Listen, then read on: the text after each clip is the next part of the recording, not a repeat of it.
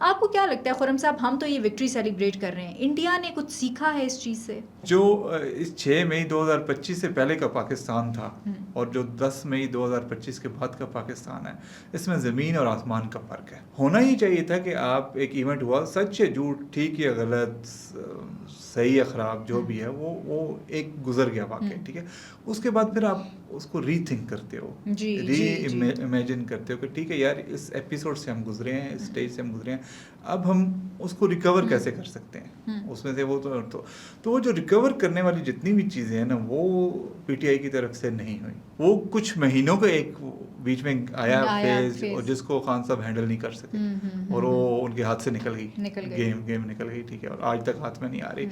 मसला ही खान साहब का ये है कि उनका गारंटर कोई नहीं है, कोई गारंटर हो भी नहीं सकता, क्योंकि जिस तरह की उनकी तबीयत है, वो किसी भी वक्त वो जो है ना पैंतरा बदल सकते हैं। ट्रम्प के भाई लगते हैं मुझे। तो उस कल अगर हल्की फुल्की झड़कें पे हुई भी हैं तो उसका कोई असर नहीं पड़ा। तो ट्रम्प ने खुद कहा है कि उसके बावजूद जो है हम मायदे की तरफ बढ़ रहे हैं।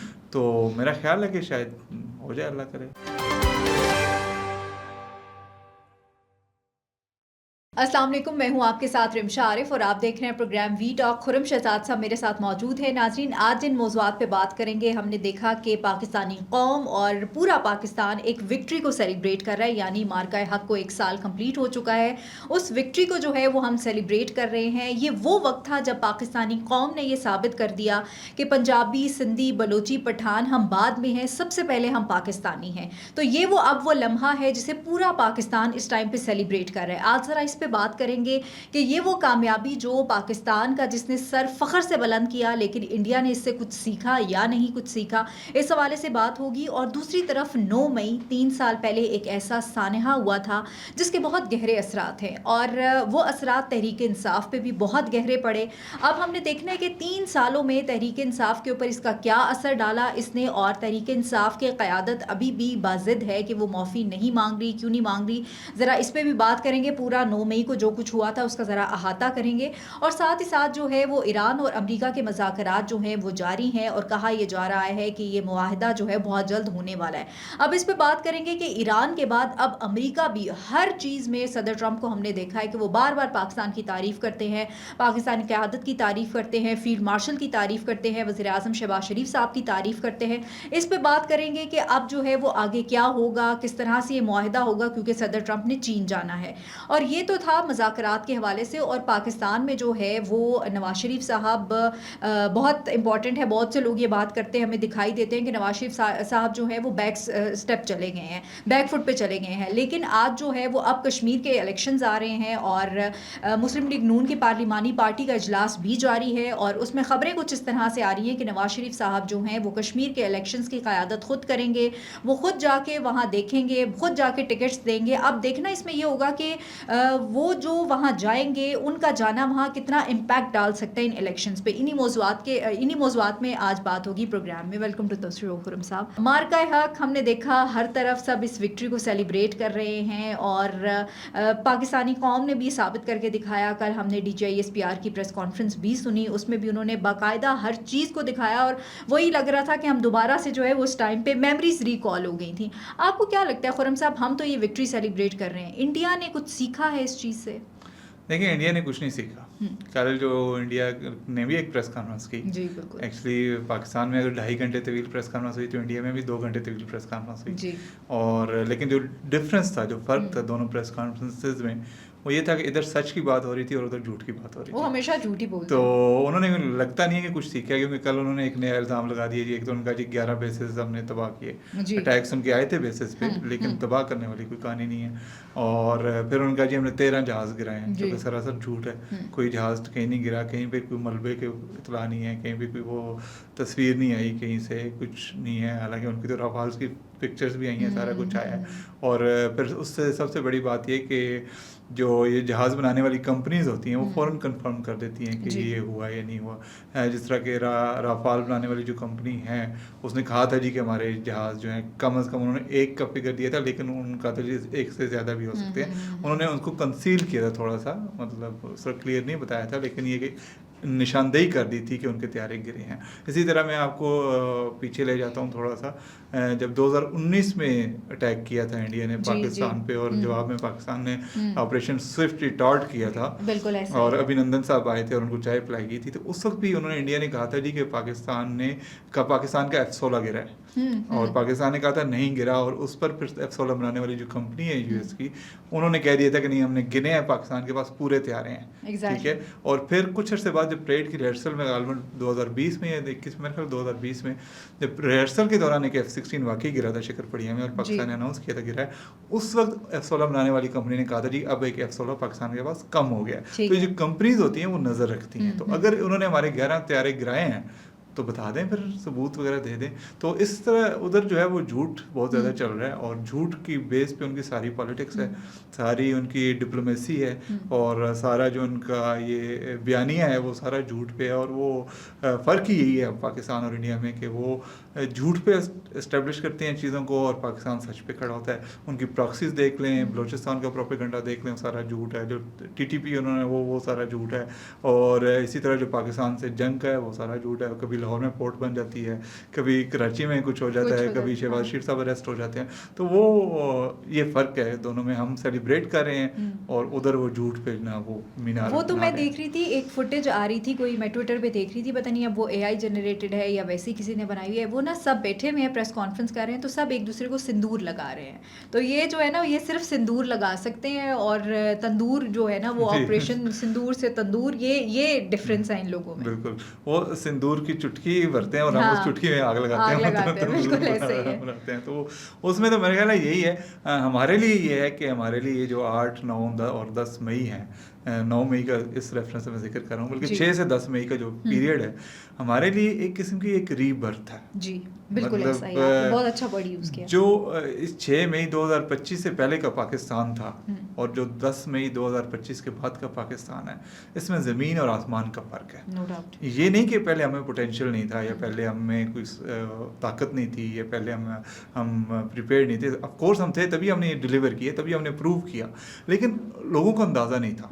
ना पाकिस्तान के अंदर लोगों को अंदाज़ा था, ना दुनिया में लोगों को अंदाज़ा था, और इंडिया को तो बिल्कुल ही नहीं था। ठीक है, तो ये जो 4-5 दिन थे उसमें जो डिलीवर किया पाकिस्तान की आर्म फोर्सेस ने, और लोग यहाँ पे कहते हैं जी कि ये इस्टेब्लिशमेंट की बातें कर रहे हैं, इस्टेब्लिशमेंट को मक्खन लगा रहे हो, लेकिन जहाँ पे क्रेडिट है वहाँ पे क्रेडिट बनता है और देना चाहिए। और जिस तरह led from the front general Asim Munir ने और एयर चीफ ने किया था, तो वो एक एग्जेम्पलरी एक मिसाल उन्होंने कायम की, और उसके बाद जो फिर पाकिस्तान उठा और दुनिया ने देखा, और आज तक हम ग्रो कर रहे हैं। हमारा एक प्रॉब्लम ज़रूर है इकोनॉमी का, और वो भी इसी गवर्नमेंट पे जिम्मेदारी आती है कि इन्होंने उसको ठीक करना है, और शायद कई इदारों पे भी आती है, लेकिन वो गवर्नमेंट पे जिम्मेदारी आती है, वो एस्टेब्लिशमेंट पे जिम्मेदारी, लेकिन कई इदारों पे आती है बहरहाल, तो वो इन्होंने ही ठीक करनी है। तो आई होप कि वो जल्दी करेंगे, वो अपनी जगह कायम है, लेकिन उससे हट के जो हमारी रीबर्थ हुई है, और एक हमारी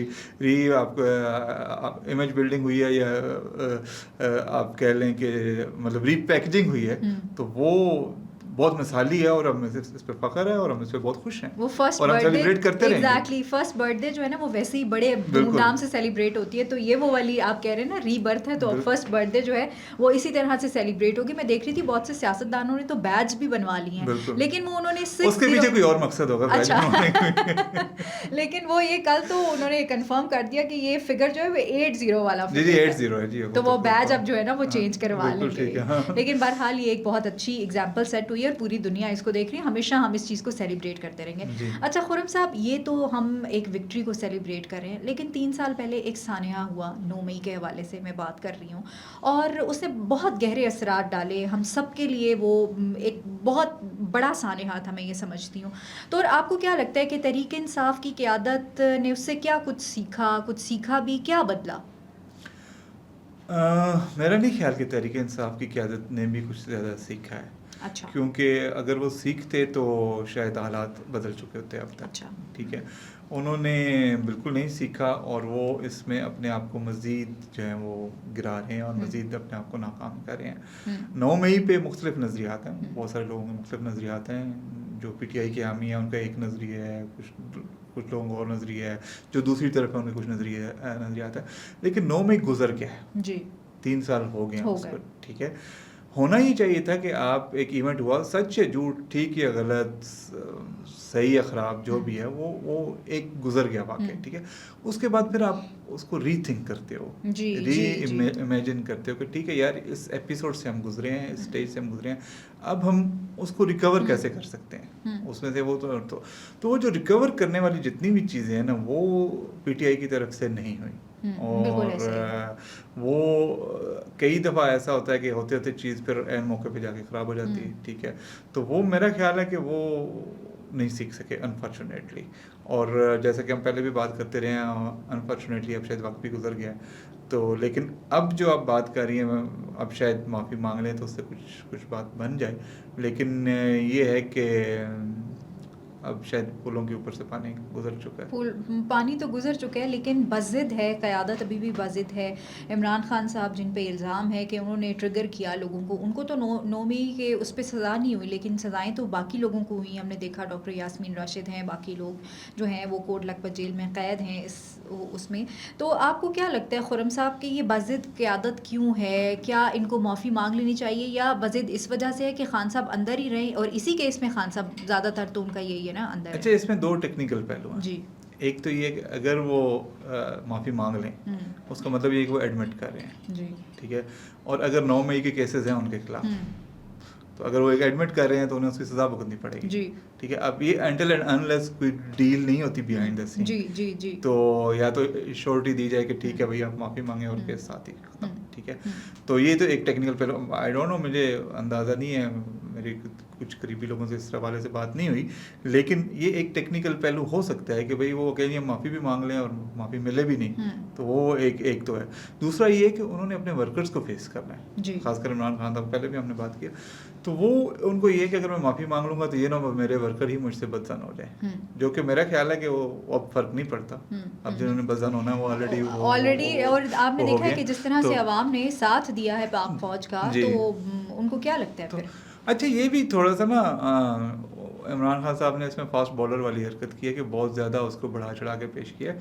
पीटीआई के लोग कभी भी फ़ौज के इतने खिलाफ नहीं रहे, ट्रू, ठीक है। कुछ हल्के हो सकते हैं, कुछ धड़े हो सकते हैं, कुछ ऐसे लोग जो हो सकते हैं जो जोशीले जज्बाती उस स्टेज पे या उस मौके इवेंट पे वो ट्रिगर हो गए, वो हो सकते हैं। लेकिन जनरली अगर आप पीटीआई की हिस्ट्री की बात करें तो इंक्लूडिंग खान साहब, वो एक बड़ा उनका उसके साथ था। वो कुछ महीनों का एक बीच में आया फेज, और जिसको खान साहब हैंडल नहीं कर सके, और वो उनके हाथ से निकल गई, गेम निकल गई, ठीक है। और आज तक हाथ में नहीं आ रही। तो ये है, बाकी तो अब ज़ाहिर कुछ किया है तो अब वो हम ख्वाब ही देख सकते हैं कि कल 9 मई है और तहरीक इंसाफ की क़यादत आए और माफ़ी मांग ले, तो कितनी अच्छी चीज़ हो जाए। तो वो पाकिस्तान फिर ट्रिपल्स जो है ना वो विक्ट्रीज़ को सेलिब्रेट करे। लेकिन ये ज़ाहिर है कि ये हम बोल सकते हैं, हमारा ख्वाब हो सकता है, लेकिन तहरीक इंसाफ की क़यादत को ख़ुद चाहिए कि वो इसके ऊपर सोच और सोच समझ के कोई ना कोई फ़ैसला कर लेना चाहिए। अब मेरा ख्याल है जो दूसरी तरफ है ना, उसको भी कुछ थोड़ा सा सोचना चाहिए और उसमें कोई बीच की राह निकालनी चाहिए। हाँ, ये आपका पॉइंट बहुत वैलिड है कि बीच की राह निकालनी चाहिए। क्योंकि जब एक किसी को भी आप दीवार से इतना लगा देते हैं और उसके बाद जो है वो तो, लेकिन असल मसला ये है कि कंसर्न्स बहुत ज़्यादा हैं, खासकर दूसरी साइड के लिए, कि अगर वो किसी कोई कंप्रोमाइज़ कर लेते हैं या खान साहब को रिहा कर देते हैं या करवा देते हैं, तो उसके बाद की गारंटी कौन देगा? असल में मसला ही खान साहब का ये है कि उनका गारंटर कोई नहीं है, कोई गारंटर हो भी नहीं सकता, क्योंकि जिस तरह की उनकी तबीयत है, वो किसी भी वक्त वो जो है ना पैंतरा बदल सकते हैं। ट्रम्प के भाई लगते हैं मुझे। तो उस शायद हैं भी, तो उससे जो है ना, आदतन बात कर रहा हूँ वैसे, उससे जो है वो कोई भी सामने आने को तैयार नहीं है कि कौन गारंटी दे। बिल्कुल ऐसे ही, मतलब अगर कल को वो खान साहब कुछ ऐसी हरकत कर बैठे तो फिर जो गारंटी देगा वो फंसेगा। तो ये थोड़ा सा कॉम्प्लिकेटेड इशू है। चलो, ये तो आने वाला वक्त बताएगा कि किस तरह से जो है ना वो क्या सॉल्यूशंस निकलते हैं। अच्छा, ईरान अमेरिका मुज़ाकरात, और कहा यह जा रहा है कि बहुत जल्दी मुआहदा हो जाएगा, लेकिन खुर्रम साहब ख़बरें कुछ इस तरह से भी आ रही हैं। ट्रंप ने फिर पाकिस्तान का शुक्रिया अदा किया और कहा कि बेहतरीन क़यादत है पाकिस्तान की, जो वो सालिसी का किरदार अदा कर रहे हैं। ऑपरेशन जो स्टार्ट हुआ था वो भी बंद कर दिया पाकिस्तान के कहने पे। फिर अमरीकी कांग्रेस में पाकिस्तान के हक़ में एक करारदाद भी मंजूर हुई, पहले ईरान ने की थी, अब अमेरिका ने भी वो करारदाद मंजूर की और पाकिस्तान का शुक्रिया अदा किया। तो यही पाकिस्तान की सबसे बड़ी कामयाबी है। हाँ, बिल्कुल कामयाबी यही बड़ी है, लेकिन मुआहिदा मेरे ख्याल अब हो जाना चाहिए और उम्मीद है कि हो जाएगा। नेक्स्ट वीक बड़ा इंपॉर्टेंट है और कुछ इस तरह की इतलात हमें मिल रही हैं, कोई बिहाइंड द सीन शायद तैयारियां भी हो रही हैं। अच्छा। और पॉसिबिलिटी है कि शायद 12 और 13 की जो दिन है वो बड़े क्रूशल हैं, ख़ासकर 13 का। तो मे बी 12 की नाइट को शायद इतलात हैं कि कुछ लोग पहुंचेंगे इस्लामाबाद। अच्छा। और 13 को शायद कोई बातचीत हो या कोई मुआहिदे के बारे में पेशरफ्त हो, और लेकिन कंफर्म अभी कुछ नहीं है। एगरली वेटिंग वो वाला सीन चल रहा है सबका, कि सब बेसब्री से इंतजार कर रहे हैं कि अब मुआहिदा। तो दूसरा देखें ना, आप कल अगर हल्की फुल्की झड़कें पे हुई भी हैं तो उसका कोई असर नहीं पड़ा। तो ट्रम्प ने खुद कहा है कि उसके बावजूद जो है हम मुआहिदे की तरफ बढ़ रहे हैं। तो मेरा ख्याल है कि शायद हो जाए, अल्लाह करे। अब इंतजार ही हम कर सकते हैं डेली बेसिस पे। ट्रम्प कोई ना कोई स्टेटमेंट तो दे देते हैं, लेकिन इंतजार करना। लेकिन मेरा ख्याल है जो वाइब्स है ना वो शायद पॉजिटिव वाइब्स आ रही हैं, शायद बेहतरी की तरफ जा रहे हैं। बिल्कुल ऐसा ही है। अच्छा, आज़ाद कश्मीर में इलेक्शन होने जा रहे हैं और नवाज शरीफ साहब, आज मुस्लिम लीग नून का पार्लिमानी इजलास भी जारी है, उसमें खबरें कुछ इस तरह से आनी है कि नवाज शरीफ साहब जो है वो खुद इन इलेक्शंस को देखेंगे, खुद मॉनिटर करेंगे, और जिनको टिकट भी देना है वो खुद जाके तो जो है वो बाकायदा वहाँ पे रैली भी निकालेंगे कोई। और उनके वहाँ जाने से या खुद क़यादत करने से कोई इम्पैक्ट पड़ेगा इन इलेक्शंस पे? बहुत ज़्यादा इम्पैक्ट पड़ेगा। अच्छा। असल में वैसे तो कश्मीर के या गिलगित बल्तिस्तान के जो इलेक्शन होते हैं वहाँ पे वही पार्टी जीतती है जिसकी पाकिस्तान के इस्लामाबाद में हुकूमत होती है सेंटर में। तो नून लीग के वैसे जीतने के काफ़ी चांसेस है, लेकिन नवाज शरीफ के जाने से बहुत ज़्यादा फ़र्क पड़ेगा। अच्छा। और जो थोड़े बहुत लोग इधर उधर राइट लेफ्ट होते भी हैं वो नून लीग के तरफ वापस आएंगे और सपोर्ट करेंगे। और अगर नून लीग ने सपोज 10 सीटें जीतनी है तो नवाज शरीफ के जाने की वजह से 14 या 15 सीटें जीतेगी। मतलब एक मैं एग्जाम्पल पड़ेगा, तो बहुत ज़्यादा इम्पैक्ट पड़ेगा। और लेकिन उससे ज़्यादा कश्मीर की सियासत से ज़्यादा ये मरकज़ी सियासत पे फ़र्क पड़ेगा, क्योंकि नवाज शरीफ दोबारा मैदान में आएंगे। और जब वो मैदान में आएंगे, जलसों से खिताब करेंगे, अगर वो करेंगे, तकरीरें करेंगे, तो ज़ाहिर है वो कश्मीर की हद तक तो नहीं करेंगे, वो पूरे पाकिस्तान पूरा एक बयानिया सेट करेंगे। और उस बयानिए का इम्पैक्ट जो है वो इस्लामाबाद पर भी पड़ेगा और पूरे पाकिस्तान पर पड़ेगा।